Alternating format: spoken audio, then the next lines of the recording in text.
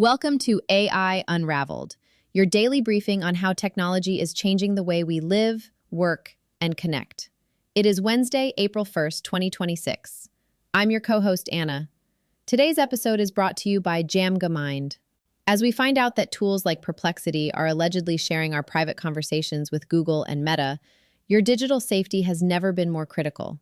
And when algorithms start dictating healthcare or removing books from schools, you need forensics to understand the system. Jamgamind delivers human-verified, technical-grade analysis for the individual. Visit jamgamind.com.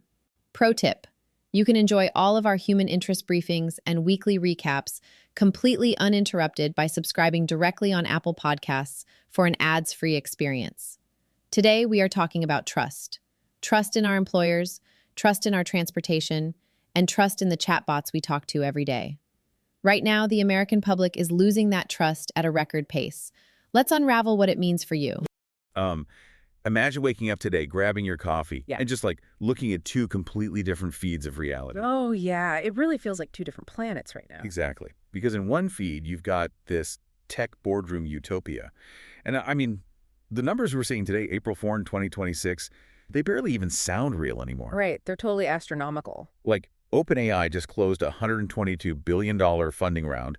That pushes their valuation to $852 billion, all to launch this massive new SPUD model and their unified enterprise super app. Which is just staggering on its own, but then you look at Elon. Right. SpaceX confidentially filed for what's projected to be the largest IPO in human history. They are seeking a $1.75 trillion valuation to fund XAI and the Censorship program. It's just this accumulation of wealth that defies gravity. It really is the architecture of a new Gilded Age. The Wow. capital concentration is just unprecedented. And, the narrative they are spinning to investors is that they finally built this ultimate friendly co-pilot for humanity. But then you look at the other feed, right? The reality on the ground for you, the listener, the individual worker, the digital citizen. You are definitely not experiencing a friendly co-pilot. No, absolutely not. Not even close. People are getting locked out of their livelihoods overnight. We're seeing software literally trapping people in moving vehicles, algorithms censoring literature, and, research assistants quietly siphoning off financial data. It's completely dystopian when you actually lay it out like that. Today's stack of sources is giving me absolute whiplash. So our mission for this deep dive on AI Unraveled is to act as your digital rights advocates. We're cutting through the trillion-dollar valuations to look at what this tech is actually doing to the human being at the end of the terminal. And what's fascinating here is how perfectly that disconnect is captured in the new Quinnipiac public sentiment poll we got today. Oh man, that poll is just bleak. It really is. I mean, the adoption metrics look great on paper, right? AI usage jumped 13% recently. People are actively using it. But the psychological toll is just massive. The anxiety numbers are off the charts. Exactly. 70% of respondents are reporting severe job anxiety. 7 out of 10 people think this technology is actively coming for their paychecks. And the wildest stat to me, only 5% of people actually believe AI is being developed in their best interests. A 5% trust rate. I mean, that is a catastrophic failure of public relations. It's what I'm calling the trust deficit. The industry wants total integration into your life, but they're delivering maximum instability. Yeah, that instability is really hitting the labor market hard right now. The workforce gaslighting is just intense. We really have to figure out if these algorithms can actually replace massive swaths of workers, or if AI is just like the ultimate corporate smokescreen. Which brings us to the Oracle layoffs this week. It is the perfect case study for this. We're looking at potentially 30,000 global positions being eliminated. 30,000? That's a small city. Right. But the sheer scale is one thing. The actual mechanics of how they fired people tells you everything about their priorities. It was incredibly cold. I mean, workers were totally locked out of their internal systems, VPNs, their email, right at 3 a.m. Pacific time. Zero warning. Just a dead screen. And then they just had to sit there for 3 hours until 6 a.m. when a generic termination email arrived, signed by, quote, Oracle leadership. Unbelievable. But when you look at the financials, it kind of clicks into place. Oracle stock took a massive hit, losing almost half its value since last September.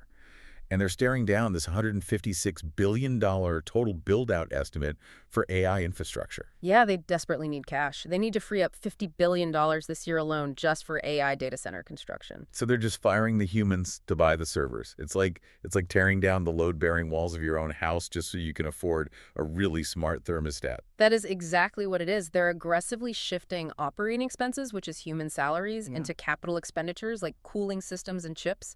It's cannibalizing the workforce that builds your product to buy tech that's supposedly going to make that same workforce more efficient. The logic just eats itself. Well, Marc Andreessen had a super cynical breakdown of this on the 20BC podcast. He basically argues that AI causing these layoffs is mostly a farce. A farce. How does he justify that? He claims that major tech firms are actually overstaffed by anywhere from 25 to 75% because of pandemic-era hypergrowth.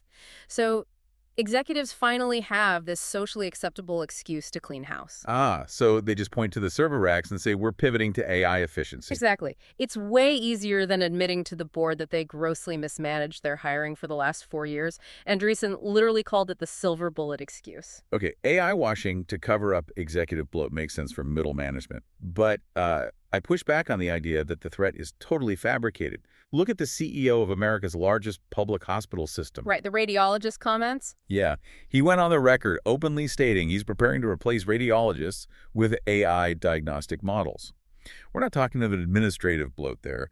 We're talking about directly replacing highly specialized doctors who trained for a decade. It shows this terrifying rush to deploy models in high-stakes environments. They want to remove the most expensive human from the loop, even when we're talking about life-or-death diagnostics. When hospitals threaten to replace your doctor with an algorithm, you need more than a headline.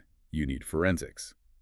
Jamgamind provides human-verified, technical-grade analysis for the individual navigating these shifts. Visit djamgamind.com. And you know, that urgency to cut the human out is exactly what the AI labs are doing internally, too. OpenAI is ruthlessly cutting anything that isn't their enterprise super app. Oh, like killing off the Sora video apps. Exactly. Fujisimo's entire department just got renamed to the AGI deployment team. They walked away from a $1 billion licensing partnership with Disney. They're reallocating all their compute power away from consumer creative tools. Because the margins just aren't there. They're abandoning the side quests to focus on this industrial profit engine. Yep. And the second they stepped back from video, Google rushed in with VO 3.1 Lite, pricing video generation at just 5 cents a second. 5 cents a second. The pivot to enterprise profit is just leaving the individual worker in the dust. We are basically outsourcing our economic value to these systems.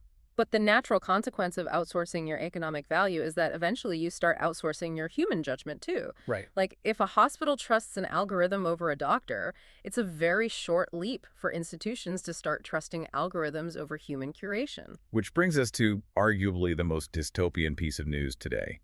A school district literally used an AI system to audit its library, and it abruptly pulled 200 books from the shelves. The head librarian said she was completely gobsmacked. Okay, let's unpack this, because the algorithm flagged the Twilight series, which is one thing, but it also pulled George Orwell's 1984. You cannot write this kind of irony. No. It's an opaque piece of software, operating with zero human oversight, enforcing a ban on a novel about totalitarianism and thought control. It just perfectly exposes the limitations of how these models process context. An algorithm doesn't read a book. It just weighs tokens, right? It maps statistical proximity. So it sees the words in 1984 and just freaks out. Basically, it detects a high density of tokens related to government oppression and psychological torture. It has absolutely no capacity for literary framing. It doesn't know the difference between a cautionary tale and an instruction manual. It just hits a threshold for controversial themes and triggers a ban. This is algorithmic censorship at its most blunt. It just strips all human nuance out of the equation. And it begs the massive question, who is actually programming these guardrails? Right. Who gets to decide what is acceptable for human consumption?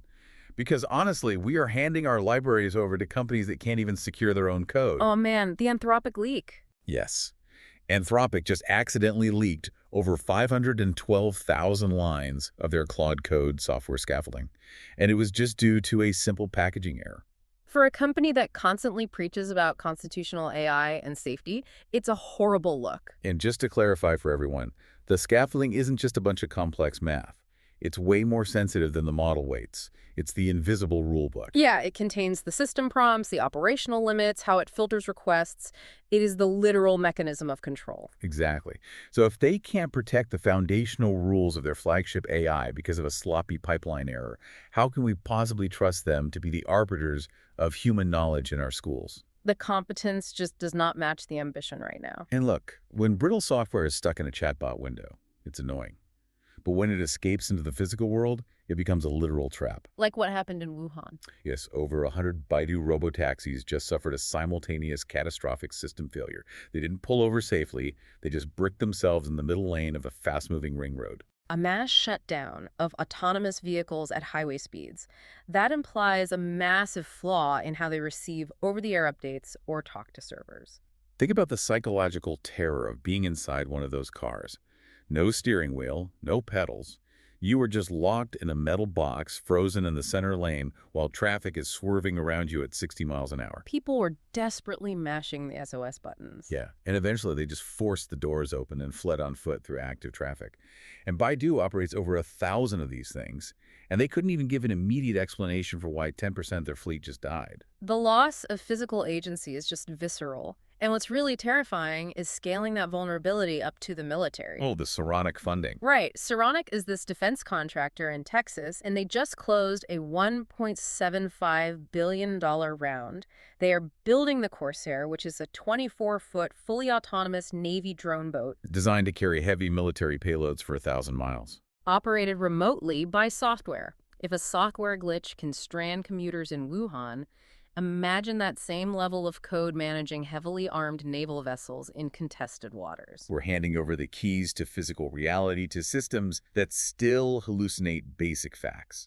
It's madness. It really is. But while physical entrapment is scary, the digital entrapment happening right now is arguably more insidious because you can't see it. Like the Perplexity lawsuit. Exactly. This lawsuit filed by a Utah resident is a total watershed moment for privacy. Because usually it's just companies suing AI for scraping news articles, right?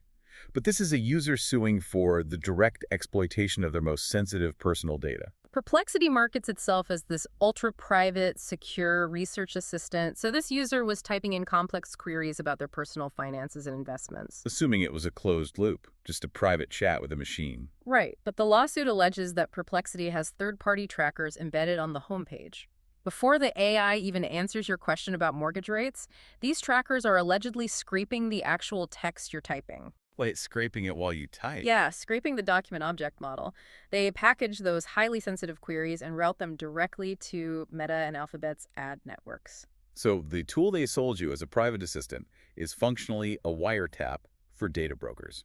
They'll point to buried clauses in their terms of service, of course, but the mechanism is clear. They are intercepting user intent. You type your financial anxieties into a box, thinking you're getting objective advice, and the system immediately sells your vulnerability to Mark Zuckerberg and Google so they can hit you with targeted ads.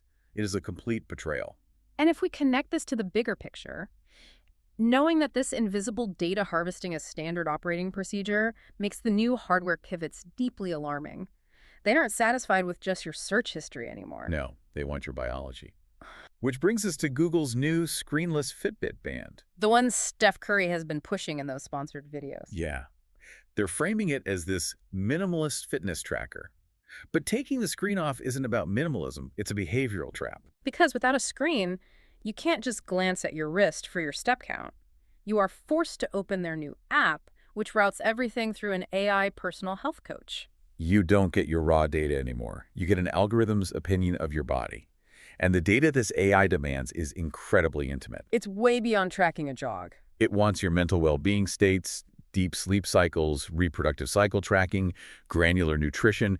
It's building a real-time biological profile of you.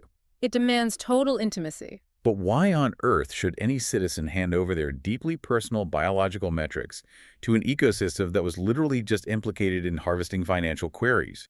Alphabet owns Google. The same company allegedly intercepting your Perplexity searches is now asking you to trust an AI coach with your reproductive cycles. The audacity is just staggering. And honestly, the public is starting to catch on. If we go back to that Quinnipiac poll, the class divide is glaring. Oh, the demographic breakdown is wild. 52% of people earning over $200,000 a year believe AI does more good than harm. Because that's the executive class, the Yeah. VCs. They're insulated from the consequences. Exactly. But look at individuals earning under $50,000 a year. 60% of them say AI is doing more harm than good. Because they're the ones feeling the friction. They're facing Oracle-style layoffs, dealing with algorithmic school censorship, or getting trapped in Baidu taxis. The tech industry speaks in trillions, but the public is absorbing the human cost. The trust deficit isn't a PR problem. It is a totally rational response. We've got workforce gaslighting, algorithms banning 1984, code leaking everywhere, cars freezing on highways, and research assistants selling our financial anxieties. If you are skeptical of this ecosystem, you are not a Luddite. You are just paying attention. Absolutely. And, I want to leave you with one final thought to mull over today. Amidst all this funding news, OpenAI's Sam Altman has been talking up their models reaching recursive self-improvement, or RSI. Which means the AI is basically entering a closed loop, right? It's writing the code and optimizing the architecture for the next generation of AI. Exactly. Humans are actively being phased out of the creation process. So the question you have to ask is, if we're building autonomous systems optimized purely for frictionless enterprise efficiency, at what point does that self-improving intelligence look at human privacy, our jobs, and free thought, and decide that we are just another inefficiency to be optimized out? Man, the boardroom is building a machine that builds itself, while the rest of us are just trying not to get locked out of our own lives. Subscribe to AI Unraveled on Apple Podcasts to enjoy this human interest briefing completely ads-free. That concludes our human interest rundown for April 1st. The signal for today is the trust deficit. We are living in a moment where the technology is accelerating, but our faith in the people deploying it is collapsing. When an algorithm can be used as a scapegoat to fire thousands of workers or be programmed to rip classic literature off a library shelf, we are no longer talking about productivity. We are talking about power. As the tech industry celebrates trillion-dollar valuations and autonomous fleets, we have to keep asking, who does this actually serve? Because right now, the American public is answering that question with a resounding, not us. This episode was made possible by JamgaMind. For the forensic side of personal tech, visit jamgamind.com. And if you want to keep your daily news human and completely ad-free, hit subscribe on Apple Podcasts. I'm Anna. Stay human and keep unraveling the future. And before you go, if your company is building the tools that power the workflows we talked about today, I'd love to showcase them to this audience. We don't just run ads, we build technical simulations that prove your value. Let's build something together. Visit jamgamind.com/partners to get started. Until next time, keep building.